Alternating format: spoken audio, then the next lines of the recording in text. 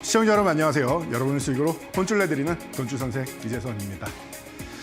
자, 여러분 이제 큰 사건들이 대부분 이제 마무리 지어지고 있습니다. 국내에는 이제 우리나라 대통령이 부재였는데 이 부분이 깔끔하게 해결됐습니다. 자, 그래서 신임 새로운 대통령이 이제 부임을 해서 이제 취임해서 시작을 하기 시작했습니다. 그래서 좋은 말씀을 지금 많이 하고 계십니다. 그 부분이 정말로 우리 주식시장에 도움되는지 우리가 한번 꼼꼼히 살펴보면서 투자에 접목시키면 될 것 같고요.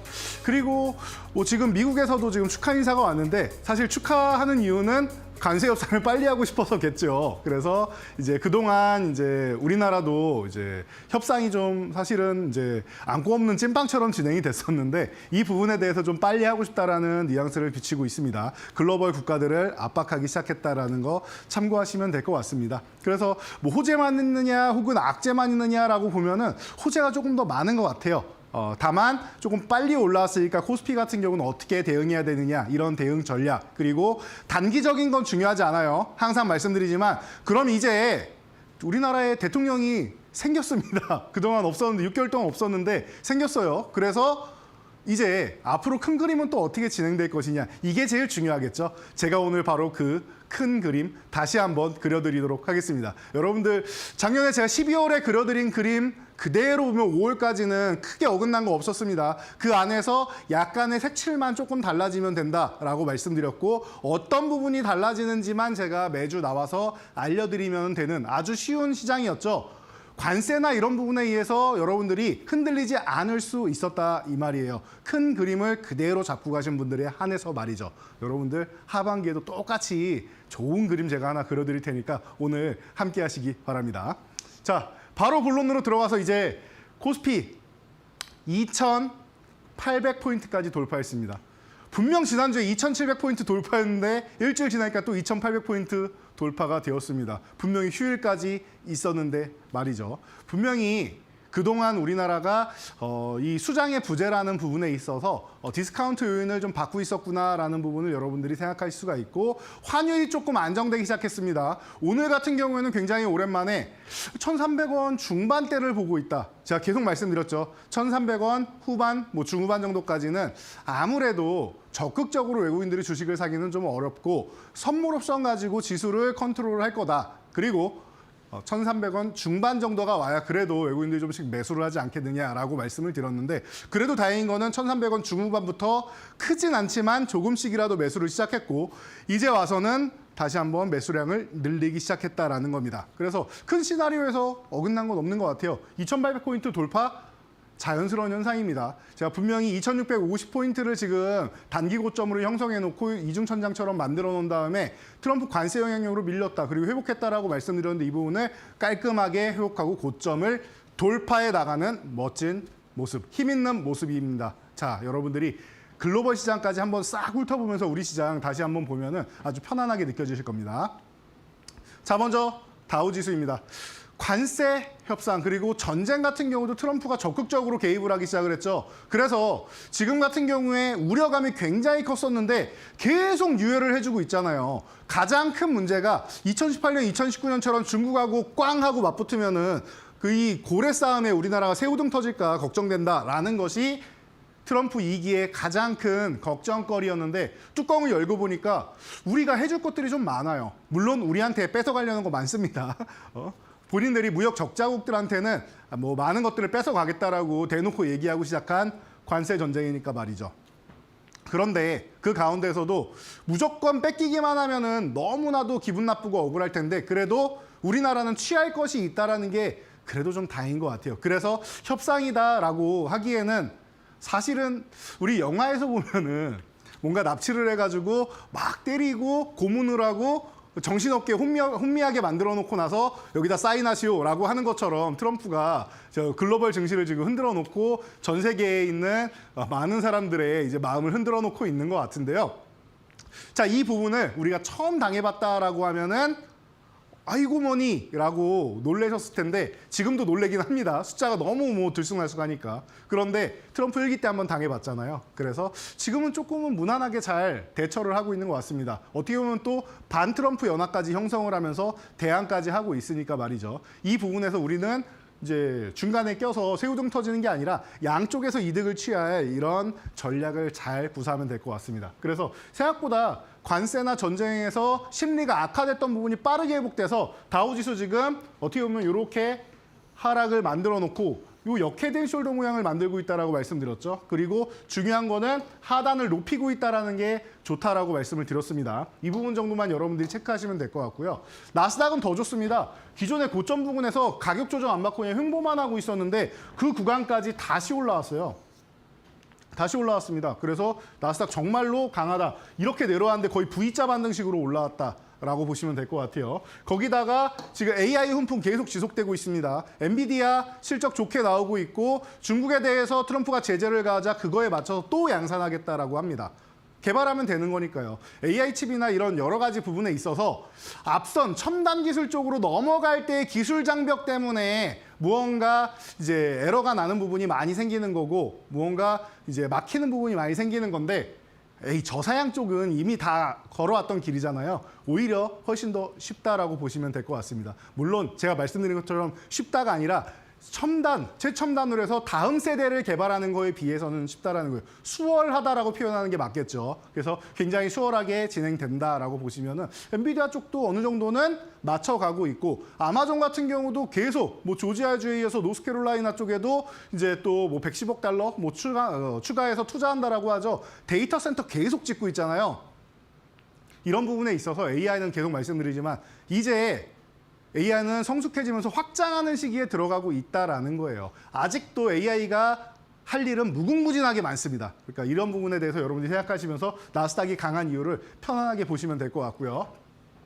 자, 독일 같은 경우는 유럽은 아직 전쟁이 안 끝났는데 이미 휴전에 임박한 것처럼 보인다라고 말씀을 드렸죠. 트럼프도 적극적으로 나서고 있고 프랑스의 마크롱 대통령 같은 경우도 계속 압박하고 있다라고 했어요. 러시아에다가 30일 휴전이라도 일단 해라. 뭐 이렇게 압박을 계속하고 있습니다. 그 말을 바로 들으면은 푸틴이 이제 자존심이 상하는 일이 되는 거고 본인의 입지가 문제가 생기니까 그런 부분 살짝 피해서 고려를 해서 모두가 원하는 이런 상황을 아마 트럼프와 함께 만들어 나가지 않을까라고 개인적으로는 보고 있습니다. 그 부분을 저만 보는 게 아니라 유럽 같은 경우는 이 증시로 보여주고 있지 않나 싶습니다. 사상 최고치를 계속 연일 돌파해 나가는 모습입니다. 여기에 또 하나 체코원전 서명 소식이 있었다라는 거는 이제 서명을 한다라는 거는 이제 알게 됐죠. 우리가 잠깐 지연된 거지 이 부분이 서명을 안 합니다가 아니라고 했어요. 그래서 여러분들 크게 걱정하실 필요가 없다. 주가도 별로 안 밀릴 거다 말씀을 드렸었는데 그 부분이 오늘 다시 한번 확인되고 있고요. 그렇게 따지면 체코뿐만 아니라 지금 독일도 그렇고요. 프랑스는 이미 탈원전을 했죠. 독일 같은 경우도 도저히 안 되겠다 해서 탈원전 기조를 유지하는 것 같으면서도 좀 완화적인 조치를 취하고 있고요. 스웨덴, 덴마크부터 시작해서 많은 국가들이 지금 탈원전에서 다시 한번 회귀하고 있습니다. 원전 쪽으로 돌아서고 있다는 거. 이런 부분을 생각하시면 될 것 같아요. 그래서 독일이 탈원전을 하겠다라고 하고 노드스트림2를 통해서 천연가스를 대거 이제 유입해서 본인들이 그래도 경제력이 있으니까 돈을 좀 쓰겠다라고 했었는데 그 가스관이 막히면서 문제가 됐다. 그래서 유럽에는 전력난이 굉장히 심각해지고 전기가 끊기는 상황도 나오고 했다라는 부분을 우리가 모두가 소식을 들어서 알고 있습니다. 그 부분에 대해서 이제 탈원전을 철회하는 방향으로 진행되고 있으니까 우리나라 원전 시장 앞으로도 계속 더 좋아질 거고 우리나라의 기술력을 미국이 원하고 있다. 그래서 웨스팅하우스랑 분쟁도 해결을 해줬다라고 말씀드렸습니다. 이게 바로 트럼프 정권에서 나온 겁니다. 우리가 협상할 수 있는 카드들이 많아지고 우리나라의 산업주에 발전시킬 수 있는 것들이 늘어나고 있다는 걸 여러분들이 확인하시면 됩니다. 그 부분에 있어서 유럽이 또 크게 한몫할 수 있다는 거 체크해 보시면 될 것 같고요. 자, 상해. 제일 문제가 되는 게 중국인데 중국이 제가 볼 때는 굉장히 슬기롭게 관세 협상을 해나가고 있다. 트럼프가 없는 그 임기 동안 4년 동안 너무 준비를 잘했다라고 했습니다. 기존에는 중국이 우리가 세계의 중심이야라고 하면서 나갔었는데 그러니까 미국이 때리니까 주변국에서도 같이 때렸죠. 고립됐습니다. 트럼프 일기 때 상황이에요. 그런데 중국이 지금 뭐 하고 있어요? 트럼프가 당선될 것 같으니까 먼저 주변국들을 포섭하면서 우리나라도 비자 면제국 그리고 한한령이라는 단어는 없지만 솔솔 단계별로 조금씩 이제 해제해 주는 척하고 있죠. 원래는 한한령이라는 게 없어야 되는 건데 이것도 똑같아요. 트럼프랑 똑같은 거예요. 어떻게 보면 조삼모사 같은 건데요. 자, 그래서 조금씩 열어주고 있단 말이에요, 지금. 슬그머니 이제 뭐 대형 콘서트까지는 아니어도 우리가 우리나라에서 어마어마하게 유명한 연예인까지는 아니어도 아이돌들도 이제 콘서트를 잡기 시작하고 있습니다. 그러면은 점차 사이즈가 좀 커질 수가 있겠죠. 영향력 있는 가수들이 또 점진적으로 나갈 수가 있겠죠. 그의 큰 사건 중 하나가 아마 하이브의 SM 지분을 텐센트의 홍콩 법인으로 넘긴 게 아닌가 싶습니다. 그렇게 되면은 SM에 대해서 중국 진출이나 이런 부분이 좀 더 가시화되고 활발해질 수 있고, 하이브 같은 경우도 넘기는 조건으로 하이브 가수들도 중국에 뭐 법인도 세웠잖아요. 그러니까 중국 진출이 좀 더 가시화될 수 있다라는 부분, 이런 부분에서 서로가 윈윈 전략을 펼치는 게 아니겠느냐라는 정도로 우리가 좀 볼 수 있지 않을까 싶습니다. 그렇다라고 하면은 중국을 우리가 무조건적으로 배척하기보다는 활용할 수 있는 건 활용하고 미국도 활용할 수 있는 건 활용하고 이렇게 해야 됩니다. 우리가 무조건 퍼주면 안 돼요. 대신 중국에다가는 그동안 퍼준 게 굉장히 많았죠. 북한, 중국 퍼준 게 많았는데 그런 부분은 이제 조금 절제를 하면서 얻을 거 얻고 그리고 기술을 너무 뺏기지 않는 범위 안에서 우리가 좀 거래를 좀 영리하게 해야 되지 않을까 싶습니다. 지금은 두 고래가 맛있는 새우라는 우리나라를 원하고 있는데 고래 싸움에 우리가 등 터지는 게 아니라 이게 고래가 싸울 때 우리가 양쪽에다가 이득을 취할 수 있는 이런 상황에 놓여 있으니까 어떻게 보면 중국이 슬기롭게 진행하고 있고 오히려 미국을 왕따시키고 반미, 반 트럼프 연합 쪽에 중국이 쓱 붙어가지고 활약을 하고 있다 보니까 우리도 이런 부분에 대해서 무조건 반 트럼프나 무조건 반중이나 이렇게 할 필요 없이 양쪽에서 중립 잘 지키면서 줄타기 잘하면서 적절한 이득을 챙기면 좋지 않을까 싶습니다. 그래서 그 시발점이 되는 게 바로 이 고점을 돌파해서 나가는 구간이 아닌가 싶어요. 그래서 일본은 뭐 크게 신경 안 쓰셔도 되니까 넘어갈게요. 이 구간이 중요한 것 같아요. 이 구간을 넘어가는 게 중요하다. 그리고 저는 이번 봄에 넘어갈 가능성이 높다고 생각하고 제가 뭐 6월 안에는 무조건 넘어간다. 뭐 거의 이렇게 말씀을 드렸었죠. 그리고 코스닥 같은 경우도 고점을 건드리는 건 당연하고 넘어갈 가능성이 높다라고 말씀드렸으니까 이번 달에 코스닥 잘 보시면 되겠죠. 먼저 코스피가 넘어가는 게 아주 좋은 거예요. 왜 이게 좋냐면은 제가 작년 12월에 이렇게 말씀드렸습니다. 전 세계에서 가장 못난이 증시였던 한국 증시. 맞죠? 이때는 가장 못난이 증시였습니다. 여러분도 모두가 알고 있고 모든 언론에서 다 얘기를 합니다. 못난이라고. 그런데 시작하자마자 올해가 되고 일주일 만에 전 세계에서 가장 강한 증시입니다라는 얘기가 나오고 있습니다. 코스닥이 제일 강하고 뭐 코스피가 그다음 뭐 뒤를 잇고 뭐 이런 얘기가 계속 나와요. 1월 효과는 코스닥으로 먼저 들어가고 2월까지 연결이 된다라고 말씀드렸습니다.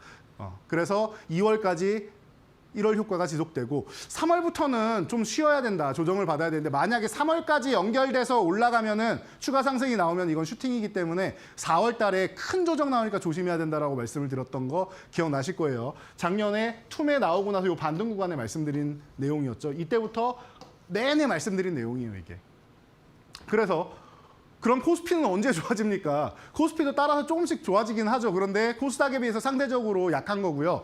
대신 관세 협상 이후죠. 이때가 뭐 4월 2일이 관세 발효인 거 제가 12월 뭐 초에 어떻게 알았겠습니까? 12월 중순에 어떻게 알았겠습니까? 이 날짜까지는 나오지 않은 상태예요. 그런데 전체적인 흐름이 그렇게 되는 게 맞다. 그리고 이 3월 정도 구간에서는 아마 이제 뭐 코스닥 같은 경우가 조정받는 이유 중 하나가 뭐 여러 가지 이유를 가져다 붙일 수 있을 테지만 트럼프도 있고 여러 가지가 있겠지만 뭐 국내에서는 정말 이유가 없다라고 하면 불확실성 만들 수 있는 게 감사보고서 이슈 같은 것도 있고 하니까 충분히 3월부터는 조정을 줄 수 있다. 그래서 오히려 3월에 조정을 받아야 4월까지 조금 쉰 다음에 4월에 저점 잡고 올라오면은 그때가 찐바닥이 되고 정말로 좋다. 물론 이렇게 내려올 거라고 생각은 안 했어요. 트럼프가 145%라는 관세를 이런 숫자를 말할 거라고 생각도 안 했고요. 말도 안 되는 거죠. 50% 넘어가는 것 자체가 말이 안 되는 겁니다. 20%도 사실 너무 과한 건데 말이죠. 우리 상식적으로도 그렇죠. 1%만으로도 얼마나 천문학적인 금액이 왔다 갔다 하는데 사실 본인도 1% 가지고 계속 헷갈려 했잖아요. 트럼프 같은 경우도. 자, 그런데 145% 이건 그냥 상징적인 숫자인 겁니다. 그래서 이 부분을 우리가 예측할 수는 없고 우리는 상식적으로 해 나가면 된다라고 말씀드렸습니다. 그래서 이 구간에서 생각보다 좀 더 내려왔는데 여러분 어차피 조정받을 거 알고 있었는데 트럼프가 조금 더 흔들어 주는 거니까 크게 신경 안 쓰셔도 됩니다. 여러분들 조삼모사처럼 될 거예요. 유예만 해도 혹은 뭔가 좀 완화만 해도 기똥차게 올라갈 겁니다. 이 구간은 바로 회복되니까 걱정할 필요가 없다 말씀드렸고 그게 지금 여러분들 눈으로 확인하고 계시는 이런 거의 V자형으로 올라오고 있는 코스피 지수입니다. 그리고 나서 우리 기존 저항이었던 요 2650 구간을 돌파해서 이제 2700, 2800까지도 올라오고 있는 구간이죠. 이제 조금 쉬어도 돼요. 어디 가서 쉴 거냐만 정하면 돼요. 더 올라가서 쉴 거냐 아니면 여기서부터 이렇게 쉴 거냐 이런 것만 정하면 됩니다. 코스피는. 이제 휴식을 취하면 되고 수급은 너무 좋다라고 보시면 돼요. 그리고 중요한 거 하락에 대한 포지션을 갖지를 않아요. 그러니까 이 정도 올라오면은 단기 조정을 받거나 하는 부분에 대해서 고려를 해도 되는데 외국인들이 하락 포지션, 뭐 대표적으로 풋옵션이나 이런 부분을 다 청산을 해서 매도 우위를 가져가고 쌓아놓지를 않고 있습니다. 그러니까 지금까지는 그렇게까지 오늘까지는 우려할 상황이 없었다라고 여러분이 생각하시면 돼요. 그래서 뭐 다음 주부터 이제 또 다시 한번 쌓이는 이런 수급을 보면서 6월까지 대비를 해야겠지만 그렇게 나쁠 것 같지 않습니다. 제가 볼 때는 오히려 비어있던 대통령 자리가 이제 채워지고 여러 가지 추경부터 시작해서 많은 정책을 펼치면서 오히려 더 좋아지지 않을까라고 개인적으로 생각합니다. 초반에는 이 주식 관련해서 이 증권 관련해서 나쁜 얘기를 할 필요가 없어요. 과거처럼 뭐 가장 먼저 법인세를 인상한다던가 이런 문제를 만들 지금 그런 상황이 아닙니다. 지금 대통령께서. 그러니까 더 급한 것들이 있으니까 그런 이 주가에 부담되는 상황을 지금 만들 상황이 아니다라는 것만 여러분이 생각하시면 돼요. 자, 그리고 자, 코스피는 그래서 5천 언제 가냐? 맞아요. 요거 간단히 설명드리면은 명확하게 말씀드릴게요. 코스피 5천 갈 수 있죠. 그런데 중요한 건 단계별로 여러분들이 보셔야 돼요. 지금 정책을 잘 보셔야 됩니다라고 말씀드린 게 저는 이거 3천은 그냥 지나가는 과정이라고 제가 작년부터 말씀드렸어요. 그래서 전고점 그리고 뭐 사상 최고치 돌파 충분히 내년까지 가능하다라고 저는 작년 12월부터 누누이 말씀드렸습니다. 그래서 3천 가고 이런 거는 신경을 안 쓰는데 3천 돌파한 다음에 3,500에서 3,600에 있는 이 우리나라 최고점 이 구간을 돌파할 수 있느냐 이런 정책에 어울리는 정책을 펼칠 것이냐를 여러분들이 보시면 될 것 같아요. 이 부분을 보시면 갑자기 또 올해 말부터 해가지고 이 조금 올라왔다고 3천 넘어와서 좀 올라왔다고 해서 아예 또 금투세 꺼내고 막 이런 식으로 가면은 반친화적인 정책이잖아요. 그러니까 그런 정책이 아니라 주주 친화적인 정책을 밸류업을 또 얘기하고 뭐 이런 식으로 해서 밸류업이 뭐 지난 정권 정책이라서 마음에 안 들면 다른 방식으로라도 해야 됩니다. 그래서 법인세 인상하고 뭐 이런 금투세 끌어오고 이런 거를 계속 안 좋은 것만 계속하면 외국인들이 또 팔고 나가요, 여러분. 고점 갈 때. 그러니까 그런 부담되는 것만 안 하면은 3천 이 고점 가는 건 어렵지 않아요. 그리고 나서 이때도 좀 우호적으로 계속 주식시장에 좀 친화적인 정책을 펼친다라고 하면은 4천 포인트까지는 뭐 어렵지 않게 갈 것 같습니다. 5천을 갈 수 있느냐는 이 4천 구간에서도 또 우호적으로 진행하느냐. 그리고 또 우리나라 기업들도 잘해야겠죠. 이쯤 가면은 아마 유리기판부터 시작해서 소캠, CXA 이런 게 이제 활성화되기 시작하거나 초입 단계거나 이제 조만간 도입합니다라는 얘기가 나오게 될 거예요. 그럼 그 부분을 놓치지 않고 우리나라가 또 잡고 가야겠죠. 그런 부분에 대해서 뭐 기술력이 워낙 뭐 뛰어나다 보니까 삼성도 다시 올라올 수 있고 넘어졌으면 일어나면 되잖아요. 일어나면 되는 거고 SK하이닉스 지금 잘하고 있으니까 더욱더 치고 나가면 되지 않을까 싶습니다. 그러면서 조방원부터 시작해가지고 2차 전지가 올해 말부터 해서 올해 하부순부터 해서 살아나고 이런 현상이 나온다라고 하면은 제가 볼 때는 다시 한번 우리나라 뭐 우상향하는 거는 어렵지 않을 것 같아요. 5천 포인트가 허황되다라고 생각하시는 분들이 계실 수 있는데 우리나라 디스카운트가 조금만 해소된다라고 하면은 5천 포인트 최소 4천은 넘어가니까 5천을 가시권에 놓고 얘기할 수 있을 것 같아요. 지금이야 먼 미래니까 허황된 게 맞는데 4천 정도만 넘어가면 5천 얘기를 할 수 있지 않을까 싶습니다. 그때까지 단계별로 여러분들이 보시면 될 것 같아요. 당연한 얘기지만 가장 필요한 구간입니다. 왜냐하면은 정책에 대해서 어떻게 펼칠지 우리가 좀 궁금하기 때문에 그 궁금증이 해소되어야 된다. 그리고 코스닥은 1, 2월에 강하고 나서 코스피가 지금 강하죠. 그러면은 개인 투자자분들이 더 좋아하는 게 코스닥인데 언제 강해지냐라고 보면은 전 6월부터 해서 하반기에 코스닥이 주인공이 될 수 있다고 생각합니다. 형이 앞서거니 동생이 앞서거니 이렇게 같이 가야지 코스닥만 이렇게 가면 어떻게 돼요? 밑에 있는 코스피가 코스닥을 끌어당깁니다. 이렇게 끌어내려요. 못 갑니다. 그래서 코스피가 강해져야 되고 제가 3월 결산 이후에 4월부터 해가지고는 밸류업 관련주, 지주사 그리고 금융주 이런 쪽이 좋아져야지만 아마 정고점인 2650 돌파하게 될 겁니다. 말씀드렸고 지금 뭐 하나부터 시작해서 난리가 났죠. 두산, 하나, 원래부터 뭐 밸류업 잘하는 두산 같은 경우 그리고 CJ 같은 경우도 고점 넘어가고 많은 기업들이 올라오고 있는 거 보이시죠? 금융주들 다 고점 돌파하는 거 보이시죠? 이게 기본이에요. 지수가 가려고 하면은 시가총액 상위 쪽에서 받쳐줘야 돼요. 반도체가 못 가는 구간이니까 밸류업이 받쳐줘야 된다라고 말씀드렸던 겁니다. 조방어만은 조금 부족해서 힘이 좀 부족해요. 고점을 돌파하기에. 그리고 나서 이렇게 해서 돌파 시도를 한 다음에 반도체가 전고점 정도만 살짝 넘어가줘도 하이닉스가 전고점 정도 22만 원 정도만 살짝 넘어가줘도 한 템포 더 강해지는 증시가 나온다 말씀드렸는데 그걸 너무 잘해줬습니다. 그럼 그 다음 순서는 코스닥이에요, 여러분. 원래 우리가 이사를 가도 자 보세요. 방이 이렇게 있다라고 하면 그냥 원룸이라고 생각할게요. 큰 집을 하나 그냥 이렇게 생각할게요. 그럼 여러분들 여기 가구를 먼저 놓을 거 아니에요. 장이 됐던 요즘 뭐 장도 다 있는데 장이 됐던 침대가 됐던 책상이 됐건 냉장고가 됐건 큰 가구 먼저 배치를 합니다. 그렇죠? 그리고 나서 뭐 조그만한 거 뭐 의자가 됐건 화분이 됐건 이런 거 배치한단 말이에요. 맞지 않나요? 큰 거부터 설치하는 거예요. 거실에 가면 소파랑 뭐 TV랑 이런 거 먼저 하는 거고 당연한 거 아닙니까? 그리고 나서 나머지 집기류를 놓는다. 처음에 가자마자 아유 나는 국자부터 먼저 여기다 배치를 하고 나는 부추를 사가지고 이걸 놓고 이런 사람은 없어요, 여러분. 예. 없죠. 예, 이런 거예요. 큰 거부터 먼저 하는 거예요. 자금도 마찬가지입니다. 큰 자금 먼저, 그 다음 자금 먼저 이렇게 배치를 해놓고 작은 자금을 이제 이렇게 배치를 하는 거예요. 코스피가 먼저 올라서 큰 장을 배치한 이후에 코스닥이 움직입니다. 그럼 여러분 하반기에 코스닥 움직여요? 안 움직여요? 코스피가 2,800 넘어가고 더 올라갈 건데 전 3,000 넘어가도 이상할 게 없다라고 작년부터 말씀드렸잖아요. 더 올라갈 거라고 저는 보고 있는데 그러면 코스닥은 여기 있어야 돼요? 큰 가구를 배치를 지금 계속 하고 있잖아요. 잘하고 있는데 그럼 작은 것도 사야 될 거 아니에요. 큰 가구 사다 보면은 집기류 필요하잖아요. 그러면은 그 집기류 구매해서 채워 넣어야죠. 지금 그런 입장에 놓여 있는 게 한국 증시다.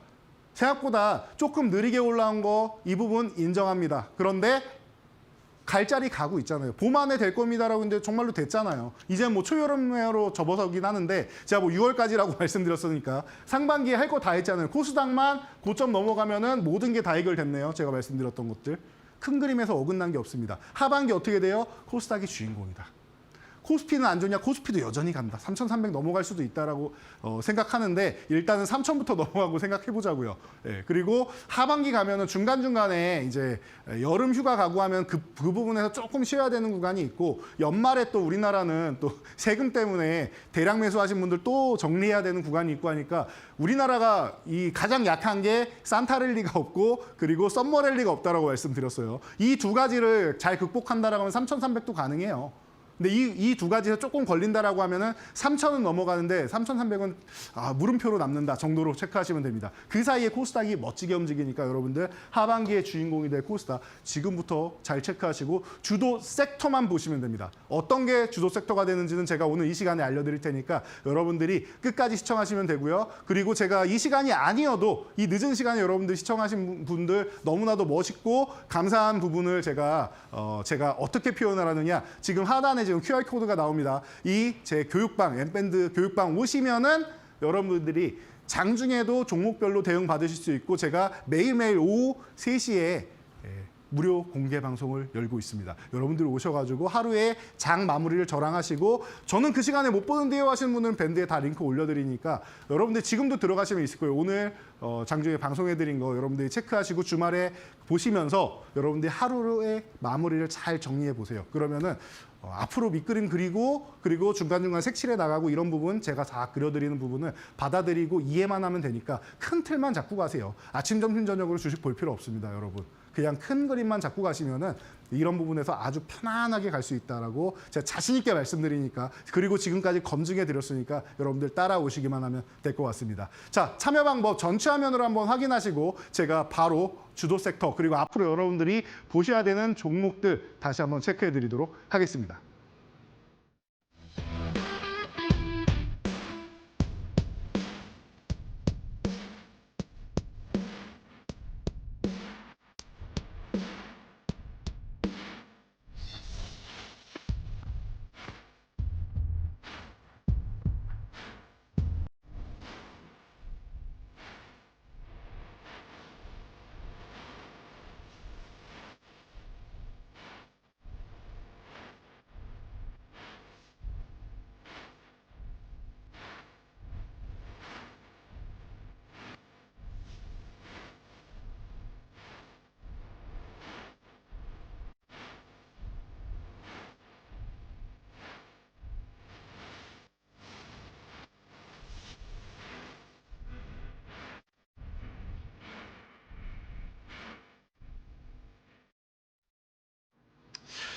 자, 지난주에 여러분께 이렇게 말씀드렸습니다. 자, 시장이 이제 정말로 좋아지고 고점을 돌파하고 나갈 때 주도주를 여러분들이 포착해서 주도주를 여전히 매매를 해야 된다라고 말씀을 드렸습니다. 그래서 여러분들 지금 2650을 돌파하고 2800 올라올 때까지 가장 핵심이었던 섹터가 무엇이냐, 이 부분을 보셔야 돼요. 뭐예요? 조방원 아십니까? 조방원 아십니까? 제가 지난주에 말씀드렸죠. 원래 이방원이었다고. 원래 이방원이 이제 우리가 알고 있는 그 숙청의 대왕 이방원이 아니고요. 2차 전지 방산 원전이었죠, 원래. 그런데 2차 전지가 지금 충분히 쉬고 있고 조금 더 쉬는 이런 구간에 가고 있고, 대신 조선이 그 자리를 차지해서 조방원이 되었다라는 거 모두가 알고 있는 사실입니다. 에이, 또 조선방산 원전이야? 라고 하실 수 있는데 끝까지 들어보세요. 자, 우리가 이 종목들을 원하는 가격에서 매수하는 포인트가 중요하다라고 지난주에 많이 강조해 드렸어요. 그래서 하나오션 같은 경우를 바닥에서 트럼프랑 통화하고 원따봉 받은 다음에 급등한 다음에 35,000원 아래 내려오는 거 기다려야 됩니다. 말씀드렸고, 우리는 이 구간을 취했다라고 말씀드렸습니다.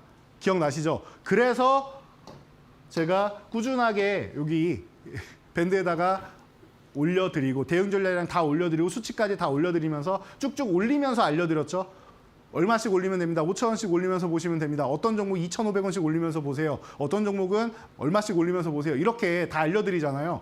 오시는 분들은 이런 걸 다 가져가시는 거예요. 그래서 하나오션 지금 187% 올라간 다음에 휴식을 취하고 있다. 여기 휴식을 취해야지 더 간다라고 말씀드렸는데 잘 취하고 있습니다. 제가 볼 때는 조금 더 쉬면은 이달 하순에서 다음 달 정도면 충분히 움직일 수 있는 구간이 나오지 않을까 싶어요. 뭐 당장이라도 움직여도 이상할 게 없습니다. 그래서 여러분들이 조선주 다시 한번 봐야 되는데, 오늘 같은 경우도 성광밴드 난리 났죠. 작년 11월 20일 날 여러분들 소개를 해드리고 나서 어땠어요? 움직임이 한 차례 올라오고, 얘는 올라오고 횡보, 계단식으로 갑니다. 올라오고 횡보, 올라오고 횡보.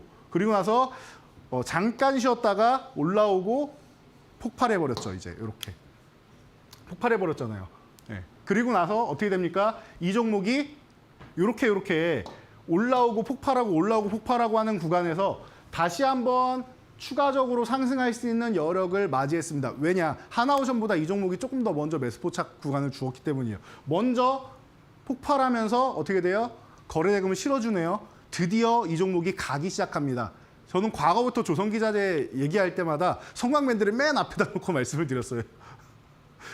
전통적인 종목이고요. 제가 자동차주 말씀드릴 때 뭐 만도나 아니면 성우하이텍 이런 거 먼저 말씀드리는 거랑 똑같아요. 전통적인 산업 같은 경우는요, 워낙 끈끈해가지고 조선 부분에서도 성광밴드 빼고는 얘기가 안 돼요. 성광밴드, 뭐 하이로 코리아 이런 쪽 빼고 얘기가 안 돼요. 후육관광 쪽에 SK 오션플랜트 이런 데 빼고 얘기가 안 된단 말이에요. 특정 분야에서는 그냥 무조건 계약을 맺는 기업들이 있단 말이에요. 항상 수요가 있는. 이런 기업들이 있습니다. 그 기업 중 하나가 성광밴드예요. 아주 안정적이죠. 그리고 나서 또 한 번 올라온 다음에 계단식으로 이렇게 올라오다가 휴식을 조금 취했습니다. 언제까지? 4월 9일쯤까지. 이때가 뭐예요? 이때가 관세 전쟁 때문에 밀렸다가 트럼프가 유예를 하니까, 관세 유예를 합니다. 90일 유예합니다 하니까 쓱 올라와서 여기서 힘 모으고 드디어 다시 한번 폭발하기 시작하죠. 이제 또 시작하는 거예요, 시세 분출. 하나오션이나 삼성중공업이나 이런 쪽 대형주들이 조금 쉬어야 되는 타이밍이 왔다라고 하면은 중소형주들이 순환하면서 움직일 거예요. 최근에 현대임스 같은 경우도 멋지게 움직인 거 여러분들 보셨죠? 바로 제가 신대가에서만 딱 2번 여러분들한테 소개해드렸는데, 현대임수 소개해드릴 때마다 최소 70-80% 움직이는 거 보이시죠? 그런 것처럼 성광밴드가 지금 그런 위치에 놓여 있다는 거예요. 지금 70% 올라왔는데 제가 볼 때 이거는 세 자릿수 넘어가야 되는 종목이라고 저는 보고 있습니다. 그래서 아직 매도할 타이밍이 아니고 여러분들이 꾸준히 더 가져가야 되는 종목이다라는 겁니다. 그래서 조선기자의 쪽 계속 보시면 될 것 같고, 네. 그리고 하나에어로스페이스는 계속 말씀드려봐야 막 입만 아픈 것 같아요. 호재가 만발하는 종목이 이거는 계속 가져가야 되는 종목. 제가 이거 4만 원대부터 말씀드렸는데, 그리고 나서 어떻게 됩니까? 제가 이데일리에 작년 10월 14일 날 딱 개편되면서 그날도 첫 방송이 10월 14일 첫 방송이 제가 이 신대가였습니다, 여러분. 아주 뜻깊은 방송인데 저에게는 그 월요일 날 방송을 하면서 계속 이 종목에 대해서 언급드릴 때마다 저는 조금 더 올라갈 자리는 있다라고 보는데 하나에어로스페이스가 좀 많이 왔기 때문에 좀 쉬어줘야 된다라고 봅니다. 그래서 30만 원 중반, 40만 원 이 구간에서 조금 더 한 15%, 20% 간다고 해도 저는 그거는 제가 챙기지 않겠습니다. 그 전에 꼬꾸라질 수도 있고 얼마를 더 가던 저는 이 종목이 만약에 40만 원 조금 돌파 시도한 다음에 만약에 돌파를 못하고 미끄러지면은 어디까지 가느냐? 저는 28만 원까지 갈 거라고 생각합니다. 주주분들이 저를 굉장히 싫어하십니다. 이 당시 주주분들이. 나는 지금 35만 원에 들고 있고 38만 원에 들고 있고 한데 올라갈 때마다 계속 저는 28만 원을 외쳐요. 여러분 여기까지 쉬어야지 얘가 가요. 라고 외쳐요. 그러면은 보유하신 분들이 저를 얼마나 싫어하셨겠습니까?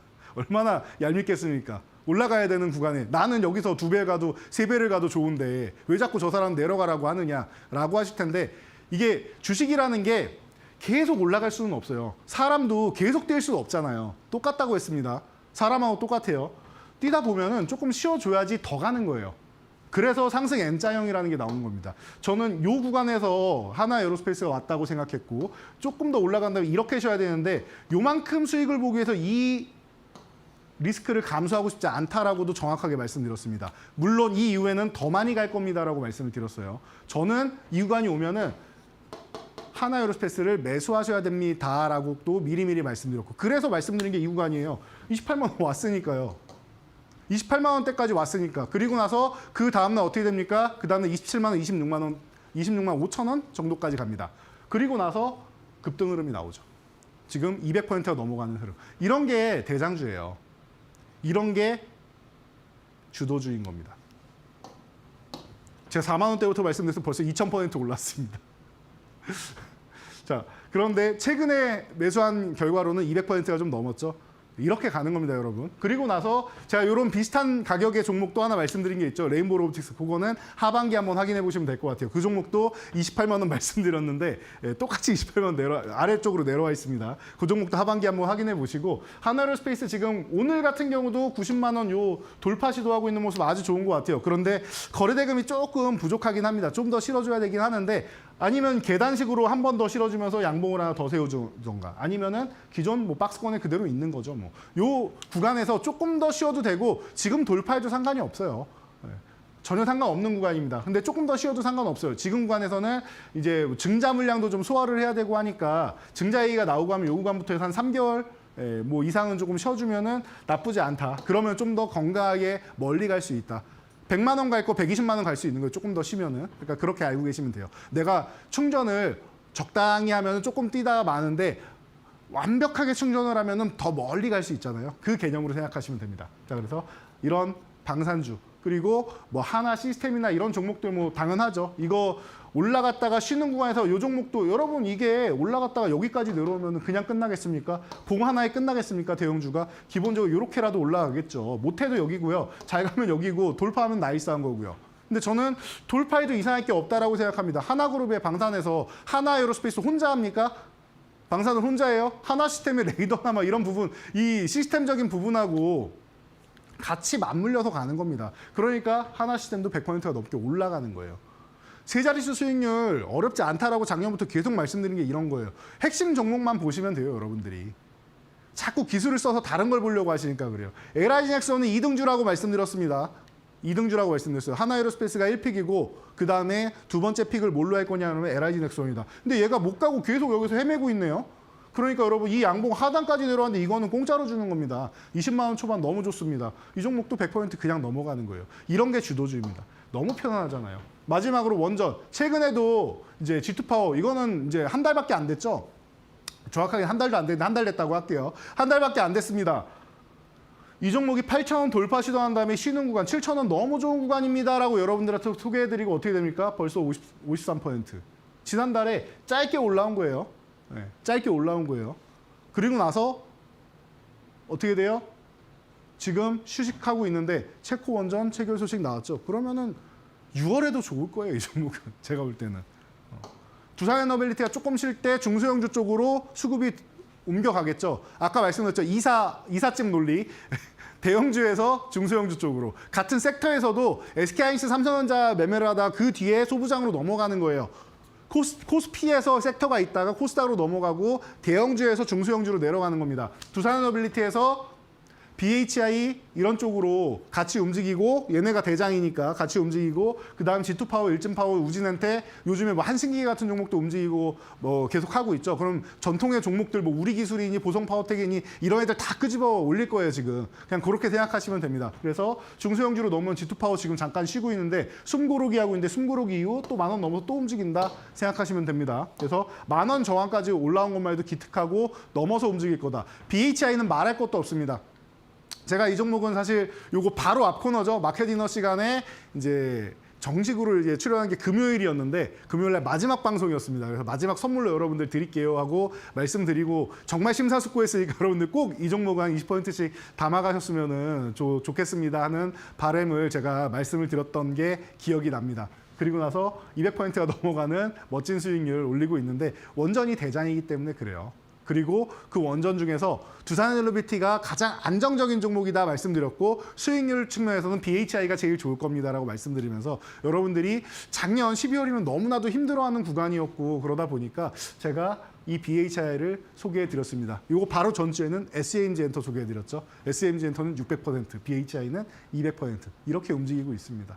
좋은 종목들 바닥에서 선점하면은 이렇게나 좋은 결과들이 나오고 있는 거예요. 짜잔 하고 여러분들이 안 보고 있다가 오랜만에 열었는데 짜잔하고 100%, 짜잔 200%, 짜잔하고 500% 이렇게 올라오는 거예요. 얼마나 기분 좋고 행복합니까? 주식 이렇게 하시는 거예요. 아침, 점심, 저녁으로 보면서 뭐 시도 때도 없이 그 가격 확인하면서 그렇게 스트레스 받을 필요가 없어요. 우리가 아파트 어떻게 뭐 은행에 도움을 받던 아파트를 들어갔어요. 하루 종일 아침, 점심, 저녁으로 아파트 시세 확인하는 사람 있나요? 여러분들 그렇게 하시는 분 계십니까, 주변에? 굉장히 독특하신 분일 겁니다. 근데 주식은 그렇게 다들 그렇게 하시죠? 아니에요. 여러분들 다 잘못하고 계시는 거예요.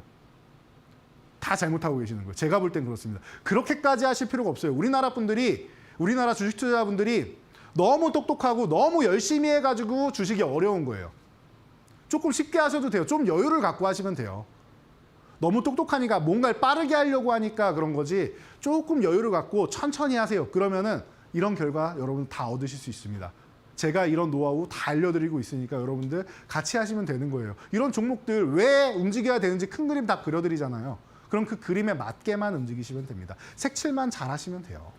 그 색칠도 매주 나와서 알려드리고 있으니까 여러분들이 저와 함께 하시면 될 것 같습니다. 자, 함께하는 공간 마지막으로 알려드릴게요. 이 방송 시간에만 여러분들이 참여하실 수 있으니까 QR코드 핸드폰 카메라 딱 열어서 카메라 대기만 하면은 링크 뜨죠? 터치하시면은 바로 이동이 됩니다. 그래서 여러분들이 저와 이 M밴드 교육방에서 함께 하시면은 이런 세부적인 대응 전략까지도 완벽하게 가져갈 수 있다라는 겁니다. 전체 화면으로 다시 한번 확인하시고 여러분들 문자 3772 나는 이런 거 잘 모르겠어 하시는 분들은 문자 보내세요. 샵 3772로 이재선 보내시면은 다 여러분 링크 보내드리니까 편하게 오실 분들은 그렇게 입장하시면 될 것 같습니다. 전체 화면 한번 확인하시고 오늘 마지막에 여러분들 핵심 종목까지 제가 히든 종목까지 준비를 해왔으니까 모두 확인하셔가지고 여러분들 차기 주도주 그리고 하반기 어떻게 돈 벌어야 될지 얻어가셔야겠죠. 자, 여러분들 끝까지 함께 하시고 지금 아직도 참여 안 하신 분이라면은 M밴드 교육반 입장하시기 바랍니다.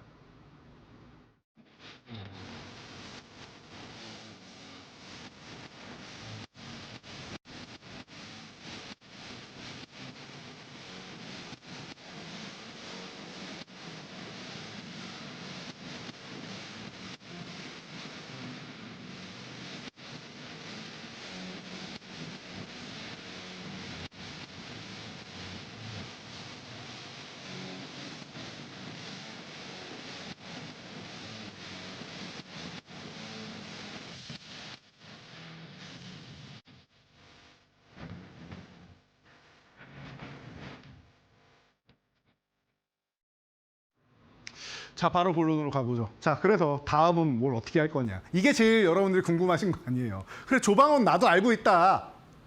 지금까지 조방은 모르는 우리나라의 주식 투자자 아니다. 알고 있다. 나는 샀다 혹은 나는 못 샀다 이걸로 나뉘는 거지. 알고 있다. 그렇죠? 그래서 차기 종목 뭐냐, 차기 주도주 뭐냐, 하반기에 뭐가 좋냐, 어떻게 해야지 3,000원 넘어서 3,300 넘어서 4,000원 넘어서 5,000 가느냐. 이게 여러분들이 중요할 거 아니에요. 그래서 간단하게 정리해 드릴게요, 여러분. 네, 간단하게 정리해 드릴게요.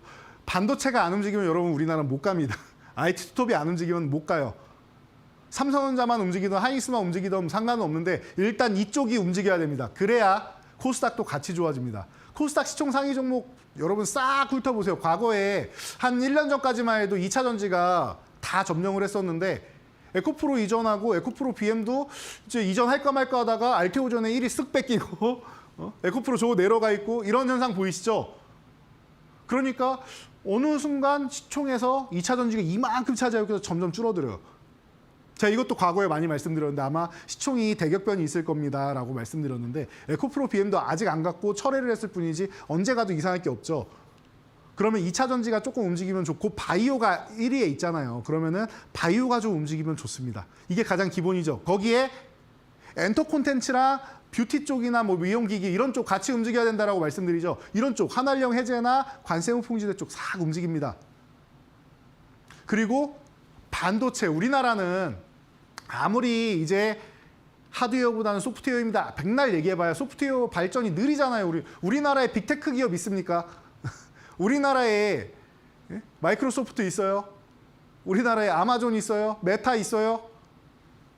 없잖아요.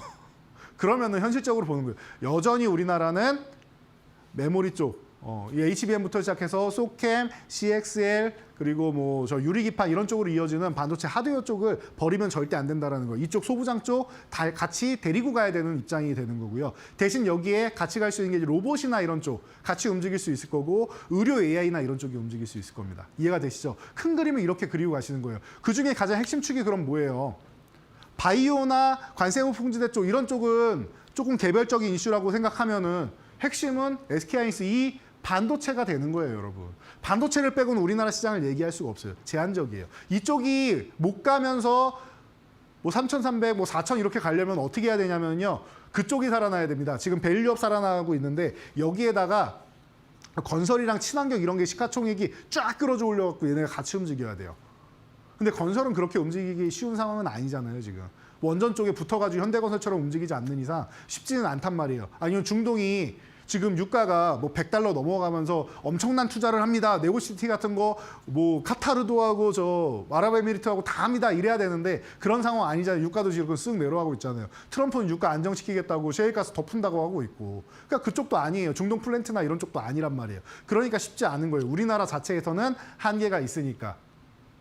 이해가 되시죠? 그래서 뭐 이런 쪽이 움직이기 어렵다. 과거에는 그랬잖아요. 조선, 해운, 증권 그리고 건설해가지고 트로이카주로 해서 2000년대 중반 끌어올린 거 아닙니까? 2004년부터 2006년까지. 그때 주도주 아니었습니까, 여러분? 그래가지고 그때 코스피 2000 넘었다고 막 박수치고 폭죽 터트리고 그랬던 기억 여러분 다 나실 거예요. 그런 것처럼 그렇게 되려면은 반도체가 실려면은 다른 섹터가 정말 강해야 되는데 그럴 만한 섹터가 딱히 쉽지는 않습니다, 지금. 방산도 좀 많이 올라오고 조선도 좀 시가총액이 다시 올라오곤 하는데 뭔가 부족해요. 그래서 반도체는 같이 움직여야 된다. 그리고 안 움직일 이유도 없어요. 전 세계에서 우리나라 반도체주가 제일 쌉니다. 제가 볼 때는. TSMC고 뭐 엔비디아고 뭐 다 날아가고 있고 마블 테크놀로지고 브로드컴이 다 날아가는데 삼성전자에 그렇다 치는데 SK하이닉스가 여기 있을 이유는 없어요. 그래서 22만 원 아래에 있을 이유가 없다라고 누누이 말씀드렸고 3월 말에도 여러분 관세 전쟁 때문에 불안하시죠? 그러면은 차라리 이걸 사세요. 밀릴 때마다 이걸 사세요. 여러분들이 정책주나 이런 거 그때 생각도 못 하실 때였고 너무 힘들다라고 하면 차라리 그냥 이걸 사시라고 했습니다. 산업 동향에 대해서 나는 위험한 거 못 사겠다 하시는 분들은. 왜? 얘는 어차피 22만 원 올라올 거고 얘가 여기를 넘어가야지 지수가 계속 가니까요. 간단하게 설명드렸습니다. 그래서 어때요? 이 종목이 20만 5천 원 돌파해서 22만 원 넘어서 지금 위에 있는 모습입니다. 아직까지 제대로 출발 안 돼. 이게 제대로 출발한다 난리가 나는 거예요. 그러면 밑에 있는 소부장들 그리고 HBM 관련주들 난리가 나는 겁니다. 이해가 되시죠? 자, 한화, 지주사 쪽 움직여야 된다고 제가 이거 3월 말 이후부터 해서 여러분들 보셔야 되는 게 금융주랑 지주사입니다 라고 말씀드렸는데 보험은 사실 제가 신뢰가 조금 안 가고 그쪽도 순환매 돌면서 같이 수급은 들어오겠지만 보험보다는 사실 뭐 증권 같은 경우 좋아하시는 분들 같은 경우에는 이제 뭐 키움증권부터 시작해서 보시고 하나투자증권이 이제 코인이나 엮여 있는데 미국에서 자꾸 코인을 왜냐하면 부채가 많이 늘어나니까 이게 돌아다니면 인플레이션 나오잖아요. 이걸 코인 쪽으로 잠궈 놓으면 또 이제 방법이 됩니다. 그래서 코인 쪽을 자꾸 육성하려고 하는 그런 영향이 있습니다. 물론 이유가 그거 하나는 아닌데 어느 정도는 큰 이유 중 하나가 된다라고 말씀을 드렸죠. 그래서 미국에서도 뭐 스테이블 코인이 이런 얘기가 계속 나오는데 그럼 우리나라에서는 여러분들이 안정적으로 보려면 하나투자증권 같은 거 보시면 됩니다라고 말씀을 드렸어요. 그래서 여러분들이 키움이나 하나투자증권 이런 쪽 보시면서 키움 같은 경우 왜요? 넥스트레이드 8시부터 8시까지 거래 시간이 늘어나는데 개인 투자자분들이 가장 많이 이용하는 게 이거 아니에요. 그러니까 키움 같은 경우 말씀드렸던 거 증권주도 움직이긴 할 거다. 그런데 안정적인 건 KB금융 같은 게 제일 안정적이다. 7만 원 아래부터 해가지고 지금 10만 원 넘어가 있잖아요, 여러분. 이런 거 보시는 거고. 그리고 지주사주 봐야 되는데 과거부터 가장 우리나라에서 좀 양심적으로 주주환원을 잘했던 기업 중 하나는 두산입니다라고 제가 많이 설명을 드렸는데 두산 같은 경우가 이제 건설 경기가 악화되면서 이제 건설 기계업 쪽이나 이런 게 다 너무 힘들었죠. 그래서 두산밖에 미국에 상장하려다가 시간 걸리니까 국내에 그냥 상장해버리고 자금 조달 때문에 그것도 안 돼가지고 두산타워 같은 랜드마크도 판매를 해버리죠. 그런 상황이 벌어지니까 이제 힘들었다가 이제 두산인프라코 매각하고 재정 안정화되니까 두산 올라가죠. 그런 것처럼 여러분들이 지주사 보셔야 됩니다. CJ 같은 경우 올리브영 이슈가 있다. 그런데 지금 저한테 사라고 하면은 하나를 살 겁니다. 한 달 조금 넘었습니다. 왜? 하나오션하고 하나에어로스페이스가 이렇게 올라왔는데 쉬어야 돼요. 그러면은 이 자금이 어딘가를 가야 되는데 지금 어디 가기가 쉽지 않다. 대형 자금은 이런 큰 자금은 빨아들일 수 있는 쪽이 많지 않은데 그럼 하나가 적격이다. 5만 원 아래 있다? 5만 원밖에 안 되는 종목이다? 이거 말이 안 됩니다. 10만 원 넘어가도 이상할 게 없어요. 그래서 여러분들 지금 10만 원 쪽으로 붙어가고 있는 겁니다. 벌써 9만 원 넘었잖아요. 이렇게 되는 겁니다. 100% 넘었습니다. 한 달 만에 지주사주가 100% 넘어가는 거 아주 진기한 광경입니다. 이렇게 보시는 거예요. 자, 인벤티지를 설명할 필요가 없죠. 비만 치료제로 설명드리고 나서 벌써 300%. SM젠터는 상징적인 종목이 되어버렸죠. 이제 좀 놓아주세요, 여러분. 주변 사람들 부러우니까 좀 놓아주세요. 600% 넘었습니다. 자, 보시면 되고, 자, 반도체주 오늘 하나 소개해드리고 마무리 짓도록 하겠습니다. 자, 여러분들. 지금까지 제가 소개해드린 종목들 보면은 다 남들이 부러워할 만한 종목들이 많죠. 하나에어로스페이스, 하나오션, 저 사람은 대장주를 잘하네 라고 했더니 이 대장주 많이 올라온 다음에 여러분들이 매수하기 부담스러운 가격까지 올라오니까 뭘 말씀드려요? 개별주 또 말씀드리죠. 여러분 AI 관련주 보셔야죠. 코난 테크놀로지 이런 거 보셔야 되고 인벤티지제, 비만 치료제 저도 궁금합니다. 이게 주사제면 조금 무서워요. 이게 익숙하지 않잖아요. 주사 놓는 거는. 위급이 좀 별론데 리벨서스가 좋았다라고 하면 좋았겠지만 리벨서스가 흡수율이 0.33밖에 안 된대요. 그래서 뚜껑을 열어봤더니 인벤티지랩이 74배나 좋대요. 그래서 우리나라 거 너무 좋아. 그렇죠. 그런 것처럼 개별주 보는 거예요. 하이닉스 나는 이거 무거워서 싫어 하시는 분들은 제주 반도체, 어보브 반도체 이런 거 보는 거예요. 전력 반도체는 필수라고 했죠. 전력 문제 때문에 아마존이 지금 오늘도 이제 110억 달러 투자한다라고 얘기 나왔잖아요. 그런 것처럼 조지아주에 올해 초에 그리고 노스캐롤라니아 예, 혀가 꼬이네요. 그렇게 해가지고 계속 투자를 하고 있다.